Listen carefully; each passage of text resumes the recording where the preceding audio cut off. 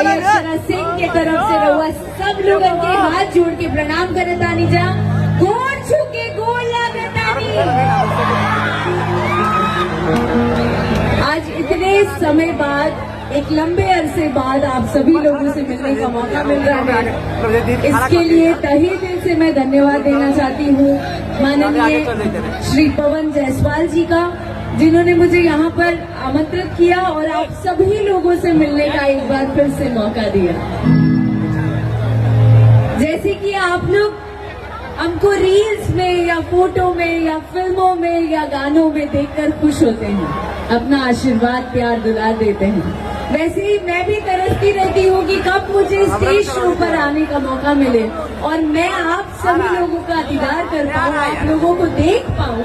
यही मेरे लिए बहुत बड़ी सौभाग्य की बात है। सबसे शुभ घड़ी पर आने का अवसर प्राप्त हुआ, उसके लिए और भी ज्यादा शुक्रगुजार हूँ माननीय पवन जायसवाल जी के लिए। ढाका क्षेत्र,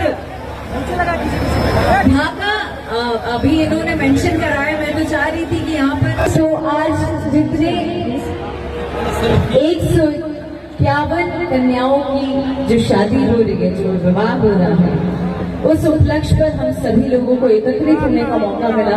एक बार फिर से धन्यवाद पवन जायसवाल जी का, जहाँ हम सब बड़े धूमधाम के साथ इस विवाह को संपन्न कराने के लिए आए हैं।